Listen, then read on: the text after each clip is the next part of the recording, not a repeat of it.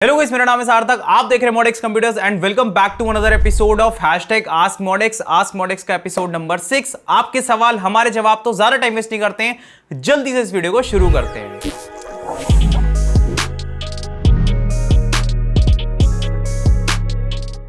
By the way, इससे पहले कि हम लोग क्वेश्चंस की तरफ बढ़े, मेरे और पूरे मॉडेक्स कंप्यूटर टीम की तरफ से आप सबको भाई हैप्पी दिवाली। और दिवाली से याद आया भाई, दिवाली सेल भी चल रही है वेबसाइट के ऊपर। तो आपने अगर अभी तक दिवाली सेल का लाभ नहीं उठाया है तो ये आखिरी दिन है भाई लाभ उठाने का।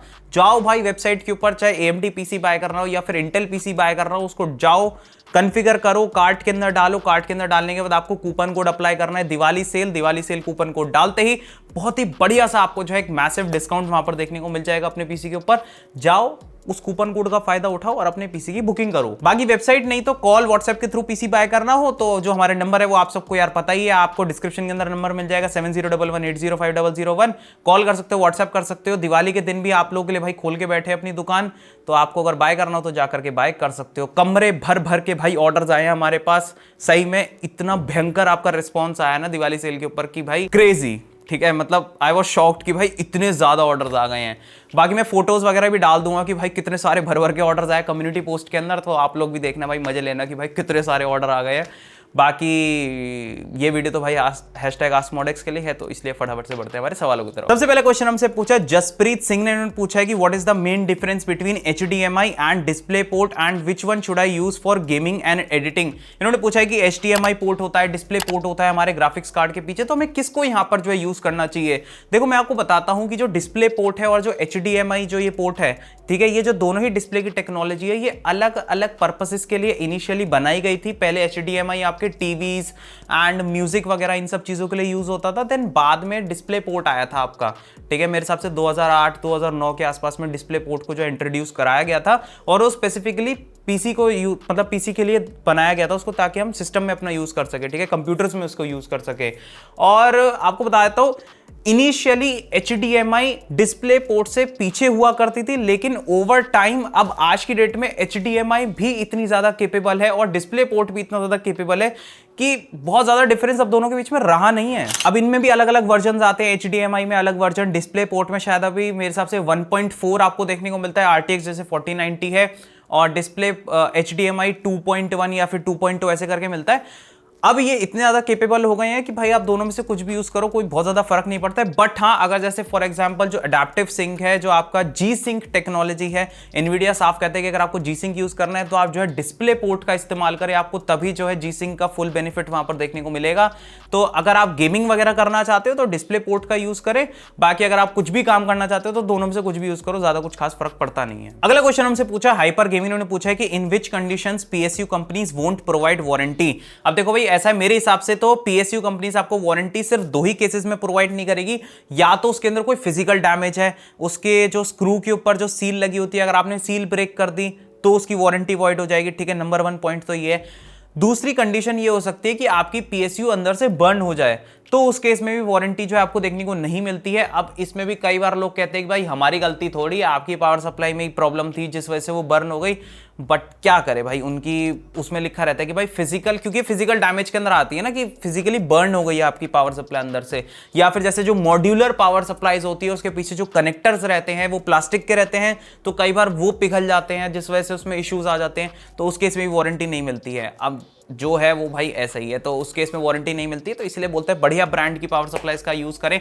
फिर भी वो खराब हो जाती है, मतलब अब भाई इलेक्ट्रॉनिक आइटम है, खराब तो हो ही जाती है, तो उसमें क्या ही कर सकते हैं। बस हाँ, ये होता है कि अगर एक अच्छी ब्रांड की पावर सप्लाई लोगे तो फिर ये रहता है कि बहुत ही कम चांसेस हो जाते हैं कि आपकी जो है पावर सप्लाई खराब होगी। नहीं तो भाई पावर सप्लाईज के ऊपर जो वारंटी है 5-5 साल 10-10 साल जो है कंपनीज यहाँ पर देती है, एकदम बढ़िया चलती है भाई। अगला क्वेश्चन हमसे पूछा है हंटर ने पूछा है कि hey bro, can you give me a guide on future proof PC build. I have decided to build a custom PC with 13th gen Intel that supports DDR4 motherboards and RAM. In future, is it possible to just replace the 30 series GPU with 40 series without changing the whole build? My budget is 2.5 lakh rupees. आपसे ही PC build कराना है by December. तो basically इनका बस यही पूछना है कि अगर ये अभी एक पीसी बिल्ड करेंगे 13 जन के साथ, अब जैसे कि 13 जन अब आपको हाल फिलहाल में बस मिलने ही वाली है कुछ दिन के बाद। ठीक है, आपको 13 जनरेशन यहाँ पर देखने को मिल जाएगी। 13600K हो गया आपका, जो है 13700, 13900, मतलब i5, i7, i9, i5 में भी वो जो 600K मतलब 20,000 से नीचे का कोई CPU अभी फिलहाल नहीं आ रहा है मार्केट के अंदर, या फिर 25,000 से नीचे। तो जितने भी i5 12400F वाले हैं आप चिंता ना करें, आप अपने PC बनवाते रहें, ठीक है। 13400F तो पता नहीं भाई कब आएगा। बाकी 13 जन को लेकर के पीसी बिल्ड करने वाले हैं, जिसमें कि DDR4 मदरबोर्ड, रैम वगैरह। तो ये पूछ रहे हैं कि बाद में बस ये अपने GPU को अपग्रेड करना चाहते हैं, तो उसके अंदर कोई इशू तो नहीं आएगा? 30 सीरीज से 40 सीरीज में जंप करेंगे तो कोई दिक्कत नहीं है भाई। आप अपना 30 सीरीज का ग्राफिक्स कार्ड लगा के रखो, देन बाद में जब 40 सीरीज में आप कोई और नया ग्राफिक्स कार्ड, जैसे कि अभी तो फिलहाल 4080 4090 आपको, आप मेरे हिसाब से थोड़ा सा किसी लोअर वर्जन का यहां पर वेट करो, जैसे कि 4060 Ti या 4070। तो जब वो आएगा आप उसके अंदर आराम से अपग्रेड कर सकते हैं, कोई दिक्कत नहीं आएगी। अगला क्वेश्चन हमसे पूछा है सौविक दास ने। इनका जो क्वेश्चन है वो काफी लंबा सा है, तो आराम से सुने इसको। हेलो भाई, मेरे पास 1.25 लाख की पीसी है। की पीसी है या फिर का पीसी है? पीसी मेल होता है या फीमेल होता है? मतलब नहीं, जेन्युइन सवाल है भाई, मेल होता है या फिर फीमेल होता है? मुझे कमेंट्स में बताएं, आपको क्या लगता है, पीसी आदमी है या औरत है? तो उन्होंने आगे पूछा है कि जिसमें 650 वॉट का PSU लगा हुआ है और मैंने APC का जो ये वाला मॉडल का जो UPS है वो इन्होंने बाय किया। तो ये पूछा है कि जब भी इलेक्ट्रिसिटी जाती है तो भाई इनका PC बंद हो जाता है, जबकि इन्होंने UPS लगा रखा है बट वो फिर भी बंद हो जाता है। तो ऐसी क्या दिक्कत आ रही है इसके अंदर? देखो भाई, आपने जैसे कि 2060 सुपर 5600X प्रोसेसर यहाँ पर लगा रखा है। तो भाई देखो, ऐसा है जो आपकी यहाँ पर जो UPS है, जो आपका APC का आपने जो मॉडल यहाँ पर लिख के दिखाया है, उसमें भाई 360 वॉट है। आपको ऐसा UPS लेना है जो कि आपका कम से कम भाई 400 450 वॉट तो हो, क्योंकि जैसी आपकी जो है इलेक्ट्रिसिटी आपकी जो है वहां पर कट जाता है तो आपका तुरंत जो पीसी है वो ज्यादा पावर यहां पर डिमांड कर रहा है, 360 वॉट से ज्यादा, जो कि आपका यूपीएस डिलीवर नहीं कर पा रहा है। तो इसी वजह से आपका पीसी इंस्टेंटली बंद हो जाता है। और मैं पर्सनली बताऊं, ये दिक्कत मेरे साथ भी बहुत पहले आई थी। ये आज से लगभग 3 साल पुरानी बात है। मेरे को भी याद है जब मेरे पास एक सिस्टम था जिसमें कि GTX बहुत ज्यादा कोई बहुत हाई-फाई तो नहीं था, उसमें Ryzen 3 था और उसमें GTX 960 वाला ग्राफिक्स कार्ड था, और वो भी भाई बंद हो जाता था जब भी इलेक्ट्रिसिटी जाती थी। जबकि मैंने यूपीएस खरीदा था APS का, और वो मैंने Amazon से मंगाया था, बट वो वर्क नहीं कर रहा था, जिस वजह से यही मतलब मैंने सस्ता वाला यूपीएस लगा लिया था, फिर वो मैंने रिटर्न कर दिया था Amazon के through.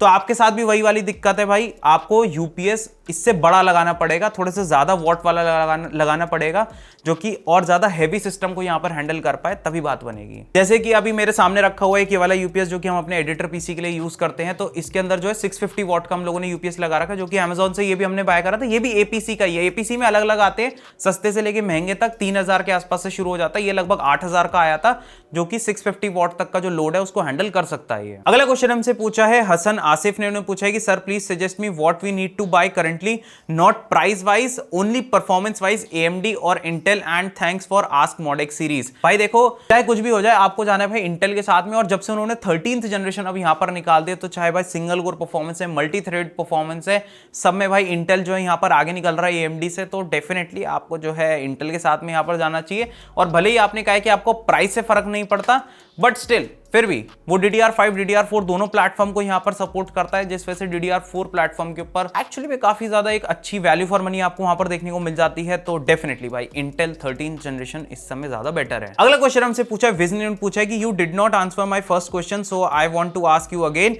Can a L240 AIO cooler handle i5 12600KF? नहीं। अगला क्वेश्चन है इनका, what is the best motherboard in Z690 for i5 12600KF and RTX 3080?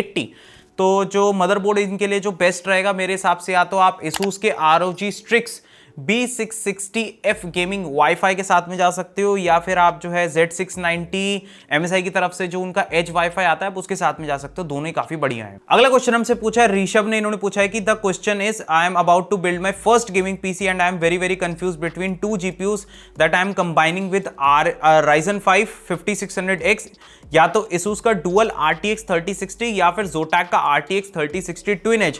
ये इन दोनों के बीच में कंफ्यूज्ड है, क्योंकि इनको ऐसा लग रहा है कि ASUS में जो है बेस्ट थर्मल्स यहां पर निकल करके आते हैं, जबकि Zotac में जो है 5 इयर्स की वारंटी यहां पर देखने को मिल जाती है। तो आई एम नॉट श्योर कि इनको जो है किसके साथ में जाना चाहिए, ऐसे पूछ रहे हैं। ये पूछ रहे हैं कि मतलब 5 साल कौन सा कार्ड चल जाएगा, क्या मुझे वारंटी देखनी चाहिए या फिर मुझे ब्रांड देखना चाहिए, इन दोनों में से किसके साथ में जाएं? मेरा यहां पर स्ट्रेट फॉरवर्ड एक ही जवाब रहेगा, भाई साहब जो सस्ता मिले उसे बाय कर लो, ठीक है। जिसकी प्राइस आपको ज्यादा बेटर देखने को मिले आप उसको जाके बाय कर ले। दोनों ही कार्ड्स काफी अच्छे हैं। वैसे ASUS का जो डुअल है उससे ज्यादा बेटर मेरे को Zotac का इसलिए लगता है क्योंकि बिल्ड क्वालिटी भाई ऑलमोस्ट बिल्कुल सेम है, बढ़िया चलते हैं दोनों ही कार्ड्स। और साथ में आपको Zotac में एक एडिशनल बात ये और देखने को मिल जाती है कि आप जो है उसमें वारंटी एक्सटेंड करके 5 साल कर सकते हो।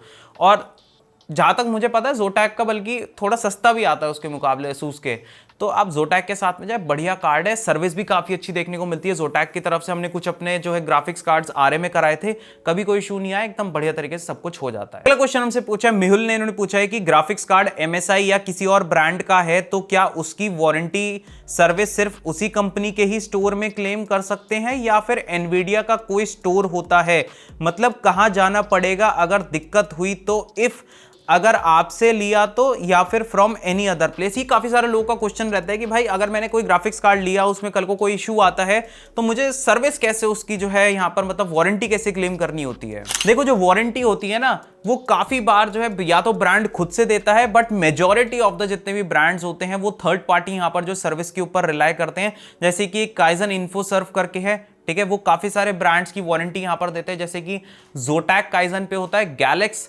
Inno3D, ये तीनों ही जो ब्रांड्स के ग्राफिक्स कार्ड है ये आपका जो है काइजन पे होता है। आरपी टेक के पास में मेरे हिसाब से एक तो PNY के होते हैं ग्राफिक्स कार्ड, एक आपके Asus के होते हैं, एक आपके कलरफुल के होते हैं, ये तीनों वहां पर जमा होते हैं। और बाकी MSI का अलग से, सिर्फ MSI का मतलब अलग से सर्विस सेंटर रहता है, तो MSI का भाई अलग चलता है। अब ये तो मैंने आपको बता दिया कि वारंटी कहां से क्लेम करनी पड़ती है। अब इसमें ये बात आती है कि अगर आपने हमसे लिया तो आपको, या फिर किसी और जगह से लोगे तो फिर क्या सीन है। अगर आप हमसे लेते हो तो आपके पास जो 2 ऑप्शन रहते हैं। अगर फॉर एग्जांपल आपके इफ इन केस 1 साल बाद, 2 साल बाद कभी कुछ इशू अगर आपके ग्राफिक्स कार्ड के अंदर आता है और आप जो है वारंटी उसकी क्लेम करना चाहते हो, तो इस केस में क्या रहता है कि हम जो आपको बिल प्रोवाइड करते हैं आपके पीसी के साथ में, आप उस बिल को लीजिए और आपके अगर घर के आसपास अगर सर्विस सेंटर है और आप फिजिकली वहां पर जा सकते हो और आप जाना चाहते हो तो आप जा सकते हो, ठीक है, बिल लेकर के जो हमने आपको प्रोवाइड करा होगा आपके पीसी के साथ में आपके ग्राफिक्स कार्ड का, आप वो लेकर के जा सकते हो। या फिर इफ इन केस अगर आप जो है आपके घर के आसपास सर्विस सेंटर नहीं है तो हम जो है वो पिक एंड ड्रॉप वाली सर्विस भी प्रोवाइड करते हैं आप लोगों को। आपके घर से आपके ग्राफिक्स कार्ड को पिक किया जाएगा कुरियर के थ्रू, देन जब वो हमारे पास आ जाएगा हम अपनी तरफ से जो है उसकी वारंटी को क्लेम करेंगे और जब वो आरए में होके वापस आ जाएगा देन वो हम आपको जो है वापस से शिप कर देंगे। तो डोर स्टेप वाले जो सर्विस है वो भी आपको हमारे पास देखने को मिल जाती है। अगला क्वेश्चन हमसे पूछा है गेमिंग बाप ने पूछा है कि I am asking questions from last 3 videos, please take my question this time. 1080p high gaming editing streaming under 60 to 65,000 with NVIDIA RTX graphics card. तो पीसी बिल्ड चेन को 1080p के हिसाब से जिसपे वो गेमिंग स्ट्रीमिंग एडिटिंग कर सके 60-65 हजार में चाहिए, RTX कार्ड होना चाहिए। RTX कार्ड में सबसे सस्ता भाई 2060 के साथ में ही बन सकता है। अब जो पीसी मैंने बनाया है वो आपके सामने है, यहाँ पर आप जो इसको देख सकते हो, लगभग इसकी अप्रॉक्स प्राइस 65,000 के आसपास में बैठ रही है। अगला क्वेश्चन हमसे पूछा है 63 डेजर्ट ने, ये बताओ कि आप पीसी की वायरिंग कैसे करते हैं। Wiring by wiring I guess कि आप पूछ रहे हो कि मतलब केबल मैनेजमेंट या फिर पीसी की वायरिंग, जो भी करते हैं भाई हाथ से करते हैं। अगला क्वेश्चन हमसे पूछा है MDC एक्सप्लेन ने पूछा है कि भाई DF600 फ्लक्स में RTX 4090 लग जाएगा क्या। भाई 4090 एक तो काफी मैसिव कार्ड है, मैं आपको बताऊं, मैंने वैसे अनबॉक्स कर दिया, चैनल के ऊपर आपको वीडियो देखने को मिल जाएगी जिसमें कि RTX 4090 की हम लोगों ने अनबॉक्सिंग करी है एंड काफी मैसिव होता है वो एक्चुअली वो कार्ड। और बाकी DF600 फ्लक्स भी भाई अच्छी खासी बड़ी कैबिनेट है, उसके अंदर आराम से लग जाएगा। अगला क्वेश्चन हमसे पूछा है 47 गेमर ने पूछा है कि हाई अनएक्सपेक्टेड पावर कट से मेरा पीसी स्लो हो गया है, जस्ट 10 दिन पहले हुआ है, नया पीसी लिए हुए वापस उसको कैसे नॉर्मल फॉर्म में लाएं। न्यू में 10 सेकंड में अंदर ही बूट हो जाता था, अब 5 मिनट से भी ज्यादा लगता है। आई गेस मेरे हिसाब से वो किसी पावर कट की वजह से आपकी विंडोज की जो कुछ फाइल्स हैं उसमें कुछ ऐसा इशू हो गया कि वो बूट होने में दिक्कत दे रही है। तो बड़ा ही सिंपल सा इसका सोल्यूशन है, नई विंडोज को इंस्टॉल किया जाए। अगला क्वेश्चन हमसे पूछा है एडिटिंग स्कॉर्पियन ने पूछा है कि भाई आपकी वेबसाइट पर Asus टफ गेमिंग कैबिनेट नहीं है, क्या करूं, मुझे वही कैबिनेट चाहिए। तो अगर कोई भी ऐसा कंपोनेंट होता है जो कि आप अपने पीसी में चाहते हो लेकिन वेबसाइट के ऊपर आपको जो है अवेलेबल नहीं दिख रहा है, तो आप क्या कर सकते हो, आप सिंपली एक व्हाट्सएप कर सकते हो, हमारे जो नंबर है 7011805001, ठीक है, और जो सेल्स टीम है हमारी वो आपको बता देगी कि वो प्रोडक्ट अवेलेबल है या फिर नहीं है तो कितने का अवेलेबल है, तो वो आपको पूरी जानकारी दे देंगे, तो आप डायरेक्टली वहां से भी बुक कर सकते हो अपने पीसी को। बस तो गाइस यही थे आपके सवाल और हमारे जवाब। अगले एपिसोड के लिए अपने क्वेश्चंस नीचे कमेंट सेक्शन में डालना मत भूलना, यूज करना #AskModX ताकि आपके सवालों को भाई पिक किया जा सके। और बाकी वीडियो पसंद आए तो वीडियो को लाइक कर दे, चैनल को हमारे सब्सक्राइब कर ले, दबा के नीचे लाल रंग का सब्सक्राइब का बटन है उसको दबा करके यार ग्रे कर दें ताकि आपको ऐसी बढ़िया बढ़िया वीडियोस देखने को मिलती रहे। और मिलते हैं गाइस एक और नए वीडियो के अंदर ऐसे ही नहीं कमाल के वीडियो के साथ में, तब तक के लिए यार थैंक्स फॉर वॉचिंग।